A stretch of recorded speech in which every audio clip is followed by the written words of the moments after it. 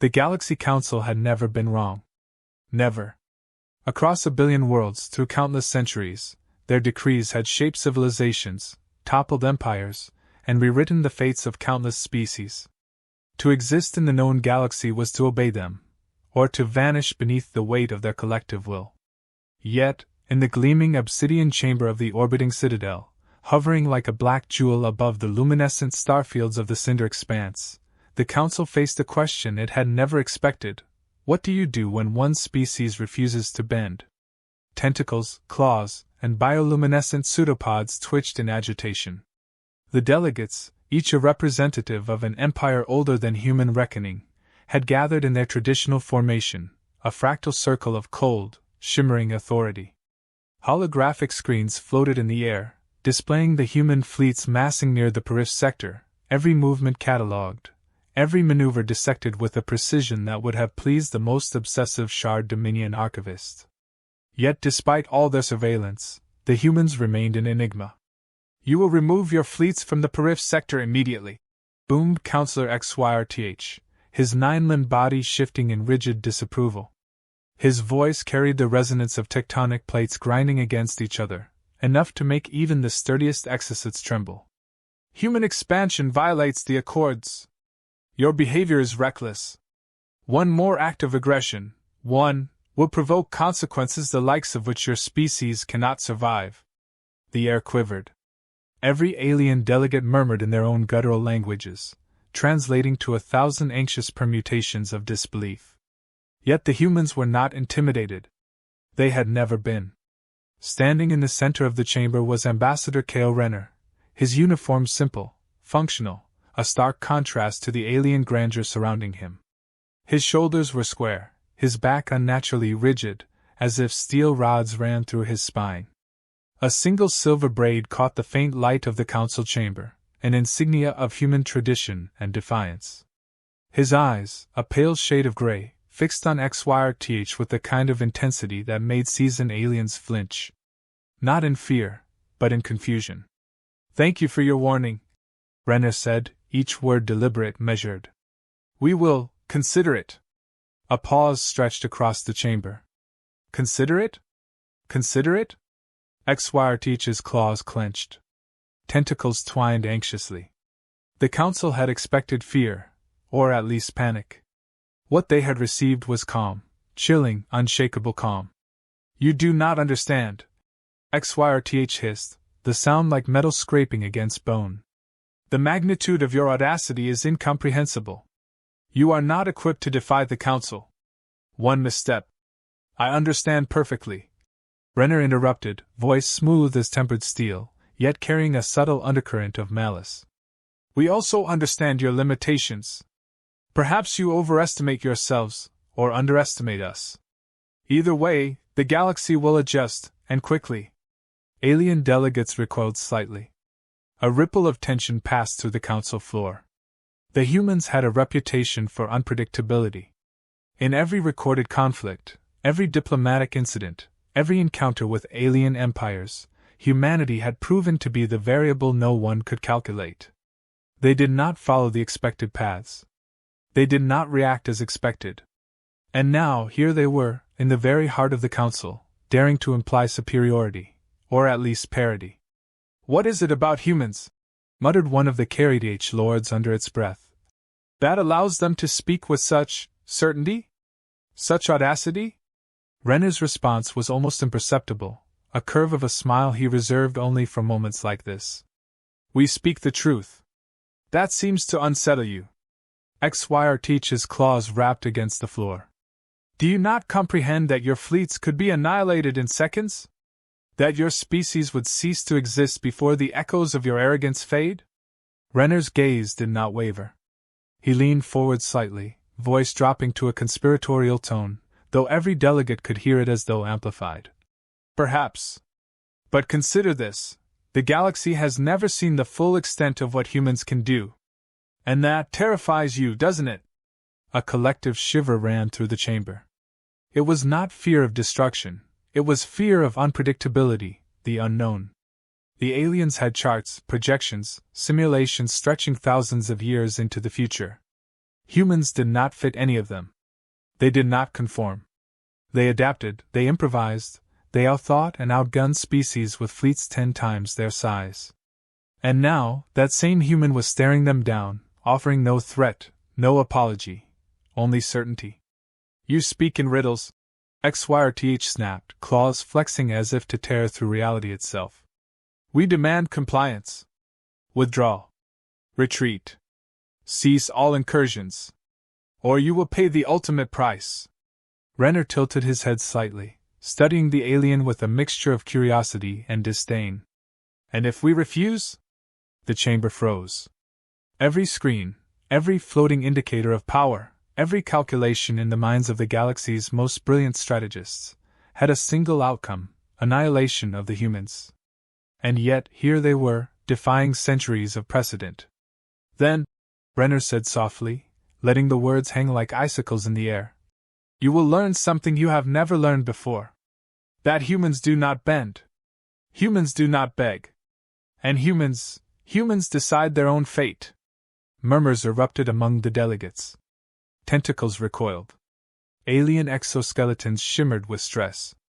And in the middle of the chamber, Renner's eyes burned with something more primal than courage: certainty. This is why your fleets failed against us in every minor skirmish, he continued. Because you could not anticipate us. You could not imagine us. You did not understand what we are capable of. Counselor XYRTH's voice trembled now, not with fear, but with incredulity. You speak of capabilities beyond reckoning, beyond reason, yet you are but one species among countless. You cannot. Renner's smirk widened. We are many things. But one thing above all else, we are human. And that is enough. The chamber descended into a tense, unspoken quiet. Every alien delegate contemplated the words, their implications, the dangerous audacity of this single human standing in the heart of the galaxy's supreme authority.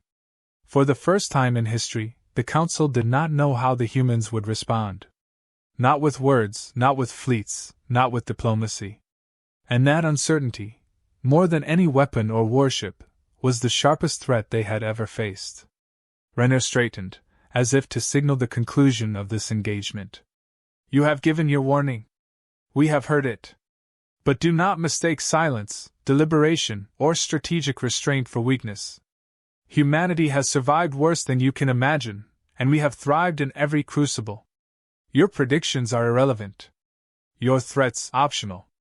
And one day, when you finally understand the consequences of underestimating us, we will not merely respond. We will act.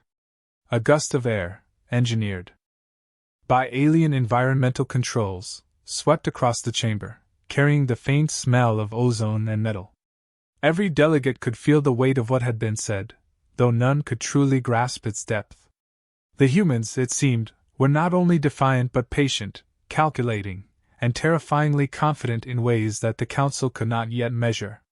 Renner's final words were not loud, but they struck deeper than any sonic cannon or plasma volley ever could. Consider this your final warning, not for us. For you. And with that, the human ambassador turned, leaving the chamber in silence. Not a single counselor moved to follow. Not a single voice dared to challenge him further. For the first time, in the entire history of the Galaxy Council, the outcome of their intervention, against humanity, was uncertain. And somewhere deep in the shadow of that certainty, fear took root. The void near Perif 9 was cold. Colder than any Earth winter, colder than the blackest reaches of the rim, colder even than the fear in the hearts of alien admirals when they glimpsed a single human ship on sensors. The vessel was unremarkable by conventional standards. A slender, angular transport named Icicle's Edge, more ghost than ship, a vessel that would have been laughable in any conventional fleet comparison. Its hull, a patchwork of experimental alloys and stealth matrices, reflected the faint light of distant stars like frost on a windowpane. It carried no gargantuan weapons arrays, no towering cannons, no engines that would make a Shard-class dreadnought blink in envy. Just one crew, one captain, and a purpose that would leave an empire trembling. Report. Captain Elena Rourke's voice rang calm across the bridge, almost casual, as if she were issuing orders for a routine convoy run. Her hands hovered over controls with the precision of a surgeon, each movement exact, efficient, deadly. Her crew, hardened veterans of the Outer Rim skirmishes, returned her glance with quiet confidence. They had trained for this, not for glory, not for medals, but because humanity had no concept of backing down. Council flagship detected. Multiple escort dreadnoughts and swarm frigates approaching in standard formation, reported Lieutenant Tan, tapping a console that hummed under his fingers. The holographic display bloomed with alien icons, thousands of ships, each a jagged scar across the darkness of space. Expected, Elena said, voice calm, almost bored. They think they've cornered us. They've got 100-to-1 advantage, Tan said, disbelief creeping into his voice. They'll obliterate us in seconds. Then let's make them regret underestimating one vessel. The Icicle's Edge did not attack conventionally. Humans rarely did. Instead, it began the first phase of a strategy no alien mind had prepared for: subtle terror. Subspace harpoons, each tethered with an experimental quantum anchor, shot silently into the void, invisible to sensors until they struck. One by one, they latched onto the lead dreadnoughts, embedding into their hulls with surgical precision. Harpoons engaged, Tan said. Impact in T-minus, now? The explosions were not loud. They were not flashy. They were precise, devastating. A violet blossom of plasma erupted on the flagship's hull, tearing apart weapon arrays and communication conduits in a single instant. The Council's fleet, counting on conventional tactics, had not anticipated the elegance, or cruelty, of such a weapon. Aboard the Council flagship, alarms screamed, flashing red across every panel. XYRTH's 9 limbs quivered as he struggled to comprehend what was happening. Impossible! He hissed, claws raking the console. One ship, one single vessel! The dreadnought shuddered. Its engines screamed, power grids overloaded. Sister ships moved to intercept, but the harpoons had already launched a chain reaction. Ships connected by quantum tethers were ripped apart, hulls exploding in silence, in space, where no one could hear the screams of disintegrating metal and desperate alien crews. Elena sipped from a thermos, voice dripping with sarcasm as the bridge shuddered with the first shockwave. They really should consider taking us seriously. But I suppose arrogance is easier than imagination. The Council fleet tried to reorganize. Thousands of years of military doctrine, perfected tactics, centuries of fearsome engineering, they all collapsed under the weight of one human's audacity.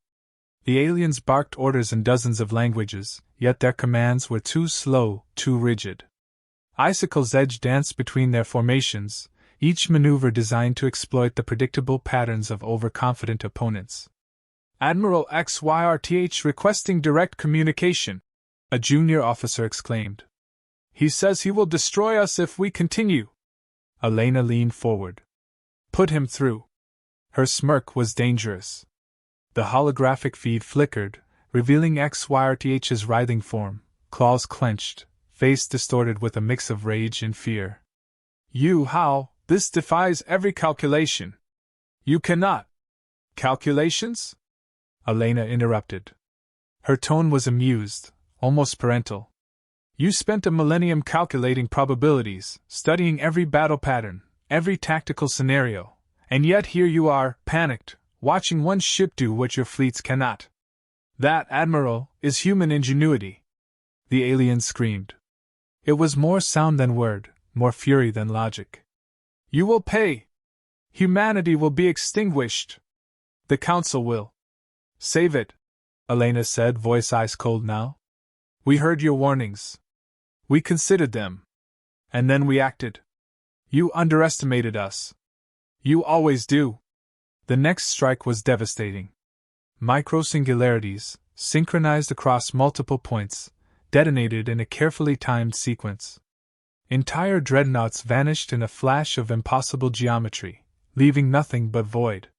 Swarm frigates disintegrated, caught in the precise folds of gravity-warping energy fields. Aliens screamed in disbelief, some clawing at their own consoles, some trying desperately to launch retaliatory strikes. But the humans were already elsewhere, repositioned, untouchable. "Bridge!" shouted one officer, pointing at the sensors.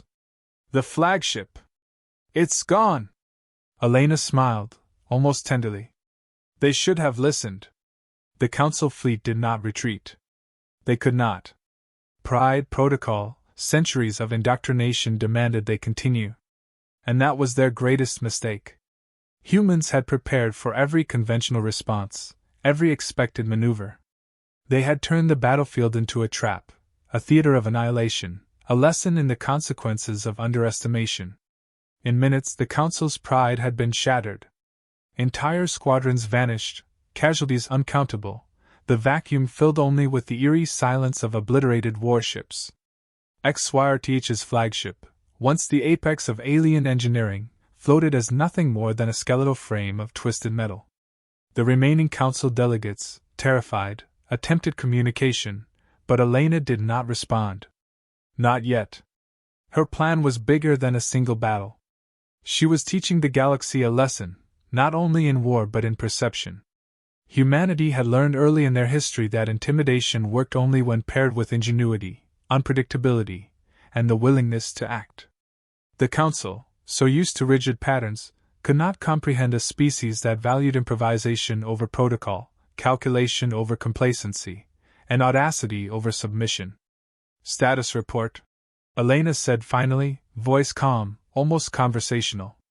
"All primary Council targets neutralized," Lieutenant Tan reported. "Secondary fleets in disarray. Civilian collateral, minimal, Captain." "They didn't see it coming." Elena nodded. "Good. That's how it should be. Now we leave. We don't gloat. We don't occupy. Let the lesson resonate." "Leave? After what we've done?" Tan asked, incredulous. "We could strike every system they control. We could." "No," Elena said. Her tone brooked no argument. "Humanity does not crush the weak. We warn. We act. We withdraw. The fear we leave behind is more powerful than any fleet." Across the void, Councillor XYRTH and his remaining delegates were reeling. Every calculation, every projection, every strategy had failed. They had faced humans before, yes, but never like this. Never with such precision, such audacity, such artistry. "Prepare the report," XYRTH hissed finally. "The galaxy must know, we faced one human vessel, and we were nearly annihilated." And somewhere, deep in the void, Elena Rourke allowed herself a smile. Humans had sent their message. One ship, one crew, one brilliant strike, and the greatest military power in known space had been humbled. The Council would remember this day. All alien empires would remember it. And one truth would spread across star systems, whispered in fear and awe like, "Humans do not play by your rules. Humans do not fear you. And humans are always capable of more than you can imagine." The icicle's edge drifted silently through the void, a lone phantom among the wreckage of what had once been the mightiest fleet in the Perif sector. The Council's vessels were scattered remnants, skeletal husks of twisted metal and shattered shields, drifting in a vacuum that tolerated neither panic nor hesitation. For Elena Rourke and her crew, the battle had ended not with celebration but with precision, surgical, efficient, cold. "Damage report," she said, voice soft, the kind of calm that made seasoned officers uneasy. "Minor hull breaches, negligible system overloads. Only 3 fighter casualties," replied Tan, scanning the holographic feeds. "Everyone else is accounted for." Elena nodded, her pale gray eyes scanning the darkness ahead. "Good. Let's make the second phase as clean as the first." The second phase was subtler, far more insidious than a frontal strike. Humans had a weapon alien empires could not understand: patience. Humanity's greatest advantage was not firepower, though they wielded it brilliantly, it was strategy. They did not fight to conquer. They fought to teach lessons, to imprint the echo of fear into the psyches of civilizations that thought themselves untouchable. Encrypted messages, carrying the unmistakable cadence of human authority, were broadcast to every known Council-aligned empire. We observed. We warned. You chose your path. Humanity does not forget. Humanity does not negotiate with fear. Humanity decides the terms. The messages hit like a psychic shockwave. Holographic projections flickered across command bridges, translating the text into every major galactic dialect. Counselor XYRTH's own subordinates paused mid-order to stare at the transmissions, pale membranes twitching in terror. For centuries, no species had dared communicate so directly, so brazenly, to the empires that had ruled the stars with a calculus of fear. And the humans were doing more than that. They were withdrawing. Humans were leaving. Entire sectors they had occupied, systems they had colonized, stations they had manned, all abandoned. The ships vanished as quickly as they had struck, leaving behind only the echo of their presence. Alien fleets were left to wonder if the humans had ever been there at all. A single strike, and then silence. Why are they leaving? One KRADH admiral demanded, claws shaking. Why retreat after inflicting such damage? They could annihilate us completely. They want us to think we survived. Another voice hissed, trembling. They want us to imagine mercy, but it is a trap. Their minds, they are beyond our understanding. That was the genius of humanity. They had taken the ultimate lesson from millennia of war. Intimidation was amplified when paired with unpredictability. They did not occupy, they did not gloat, they did not flaunt dominance. They vanished. And the emptiness, the silence, was far more terrifying than any fleet of dreadnoughts. In the Council's archives, XYRTH barked orders that were too little, too late. Trace their movements. Predict their next strike. They cannot hide forever. His analysts responded frantically, but they had no algorithm for this. No simulation had ever accounted for a species that acted purely on instinct tempered by cold logic. They had no reference for humans who fought brilliantly and vanished with purpose. And the humans had no intention of giving the galaxy a second chance to understand them. Prepare a counterattack. XYRTH screamed, claws raking the console. Mobilize every available fleet. We cannot allow them to disappear unpunished. Elena's voice crackled over the open channel, not loud, not threatening, merely observant. Oh, you can mobilize. You can scream. You can flood every sector with fleets. But we're already gone. You cannot fight what is invisible. You cannot predict what you refuse to understand. The Council fleet faltered at that. Strategists could not comprehend such a statement. Over decades, humans had demonstrated time and again that they did not rely on brute force alone. They relied on ingenuity, adaptability, and audacity. Every advance, every retreat, every maneuver was calculated to maximize both effect and psychological impact. And in this moment, they had achieved something more lethal than destruction. They had instilled existential uncertainty. News of the human departure spread faster than light-speed relays could track. Traders whispered of fleets reduced to rubble, governors reported entire sectors emptied, and academies of war theorists struggled to record what had occurred. Humans, the galaxy learned, were the untamable variable. They did not submit. They did not calculate probabilities the way others did. They acted decisively, and then vanished before the consequences could be returned. And yet there were whispers that something darker lingered beneath their restraint. The galaxy had witnessed destruction, yes, but the humans had left the seeds of something else. Messages that lingered in Neuro archives, embedded subliminally in navigation grids, in civilian broadcasts, in private communiques. Everywhere they touched, a warning remained: humanity remembers. Humanity does not forgive. Humanity waits. Across star systems, governments scrambled. Mercenary fleets were hired to patrol empty sectors. Armies trained to anticipate the next, impossible, human strike. And everywhere, a single question hung like a black star: when will they return? Elena stood on the bridge of the icicle's edge, looking out at the void. Tan hovered nearby, nervous energy barely contained. Do you think they'll come after us? He asked. Elena's gray eyes were calm, unyielding. They won't know where to start. They never do. Humans are like the ice in the veins of the galaxy. You can try to burn it away, but it doesn't melt. It waits. And when it moves with purpose. The psychological campaign had only just begun.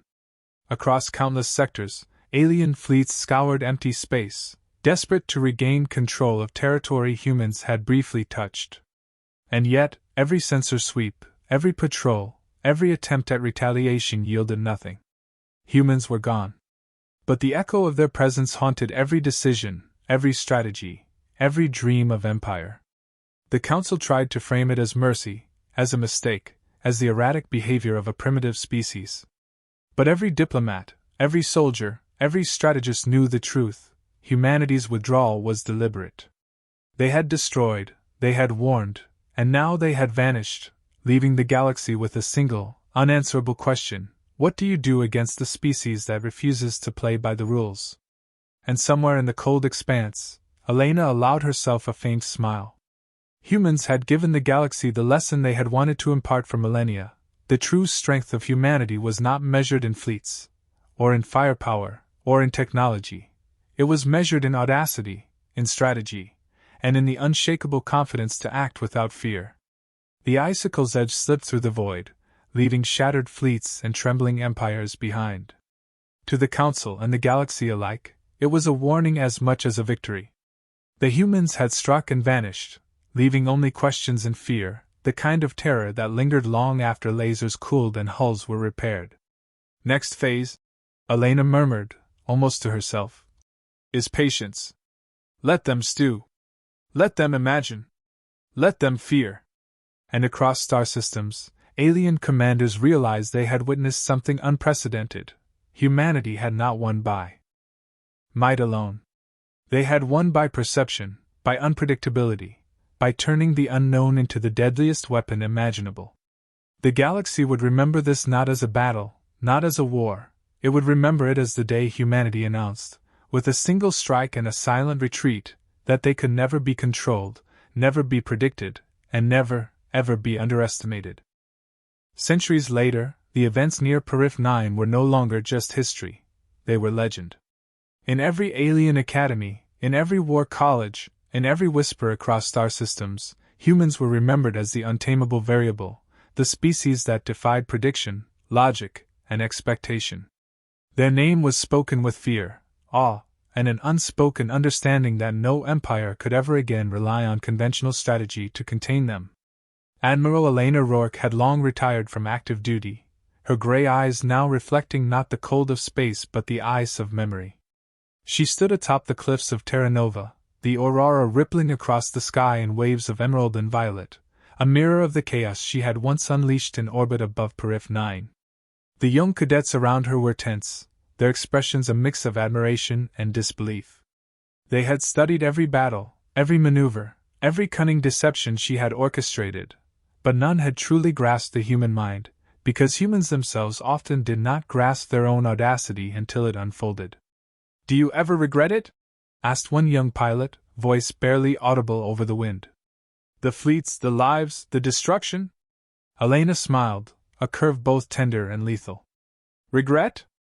Her voice carried the weight of experience, and the certainty of a soldier who had faced the impossible and lived. "We were measured against empires that thought they could predict us. They assumed we would follow the rules, play the games they had designed over millennia. They believed fear and protocol would contain us. We did not need regret. We needed precision. And humanity needed a lesson delivered not with hesitation, but with clarity." She paused, letting the wind sweep across the frozen cliffs, ruffling her silver braid. "The galaxy remembers what you allow it to. We remembered them." Her words hung in the thin atmosphere like frost in sunlight. Every word carried weight, a reminder that humans did not merely fight, they curated legacy. Every strike, every maneuver, every calculated withdrawal was more than a tactical decision. It was a message, a statement, a challenge to every alien species that thought themselves invincible. Across the galaxy, alien fleets still trembled at the mention of the icicle's edge. The ship itself had become a myth, its hull long decommissioned, its crew scattered, but the strategy they executed, the audacity they displayed, lived on in doctrine manuals, simulations, and nightmares. Generals recalculated centuries of tactics, diplomats quaked before negotiations, and the Council itself never recovered the full measure of its hubris. Humanity's quiet withdrawal had inflicted more terror than any conquest could, and it had done so without occupying a single world, without enslaving a population, without firing a single shot beyond what was necessary to prove a point.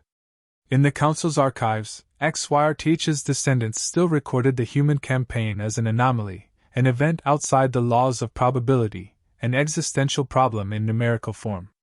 Every calculation that followed, every fleet deployment, every defensive maneuver, had to account for one constant: the humans could act without warning, with logic that was alien, with creativity that could unravel entire strategies in a single moment. Elena's youngest cadet, barely 20, leaned forward, curiosity burning through nerves. "Did we ever intend to conquer?" Her eyes glimmered with cold amusement. "No," she said. "Conquest is predictable. We weren't trying to conquer them. We were teaching them. Teaching every empire that underestimated humanity what it means to be wrong, and that mistakes can be fatal." The galaxy, she knew, would take centuries to truly internalize that lesson. They would study human history, dissect battles, theorize motivations, but humans would never be fully understood. That unpredictability, that genius for improvisation under pressure, was innate. It was a survival instinct honed over millennia, reinforced by countless wars, betrayals, and victories. Back in the Perif sector, the psychological aftershocks of the human campaign lingered like radioactive echoes. Entire empires had been forced to rebuild fleets and infrastructures that had never truly been tested before. Scholars debated the morality of humanity's methods, diplomats questioned the ethics of their withdrawal, and warlords argued endlessly over what it meant to face an enemy who acted without conventional reasoning. And yet, through all this, one truth endured: humans had not merely fought, they had reshaped the galaxy's understanding of warfare, strategy, and respect. They had demonstrated that intelligence, adaptability, and audacity could triumph over sheer numbers, over centuries of doctrine, over the rigid hierarchies of empires that considered themselves untouchable. Elena turned from the cliffs, looking out across the frozen landscape of Terra Nova, and then back to the young cadets. "Remember this," she said, voice firm, commanding. "Humanity survives because we do not merely react. We anticipate, we improvise, and when necessary, we act decisively. Every enemy, every empire, every so-called invincible fleet, we are the reminder that the galaxy is never truly in control. The question they should ask is not whether they can defeat us, but whether they can even understand us." A soft hum of agreement passed through the cadets, their young faces shadowed by the enormity of her words. They had grown up with stories of the human campaigns, tales of brilliance and audacity that seemed almost mythological. Yet they now understood that humanity's power did not lie in technology alone, but in the willingness to defy expectation, to seize initiative, and to claim one's destiny with unshakable certainty. As the sun dipped below the horizon, painting the ice in streaks of crimson and violet, Elena allowed herself a moment of reflection. The galaxy had feared them, the Council had warned them, and yet humanity had acted with a kind of lethal elegance that would echo for generations. The humans had left a mark not through domination, but through mastery, the mastery of unpredictability, of decisive action, of moral and tactical audacity. Somewhere, far beyond Terra Nova, remnants of the Council still shivered, calculating what might have been, what could be, and what they had failed to anticipate. In every sector, in every fleet, in every war council, humans were spoken of as legends, ghosts, and nightmares. And in every whisper, one chilling certainty endured: when humans acted, the galaxy was never the same again. Elena's voice, calm and unwavering, concluded their lesson for the cadets, for the galaxy, for history itself. "We do not fight for glory. We do not fight for conquest. We fight because it is necessary, and we do it better than anyone else. And if the galaxy ever forgets that, we will remind it. Harshly. Efficiently. And without mercy." The stars above shimmered, reflecting the icy logic of humanity itself, brilliant, untamed, and impossible to predict. And somewhere in the void, the Council shivered, knowing that the next time humanity moved, it would not be with warning, it would not be with hesitation, and it would not be limited to a single strike. The humans had withdrawn, yes. But their shadow, their lesson, their legacy, would haunt every empire for generations. They were not conquerors in the traditional sense. They were something far more terrifying, a species that acted on principle, brilliance, and audacity, indifferent to fear or precedent, capable of turning even retreat into a weapon. And in that, the galaxy finally understood the truth. Humans were not merely strong. Humans were the impossible, the untamable, the storm no empire could predict. And when they returned, the cosmos itself would tremble.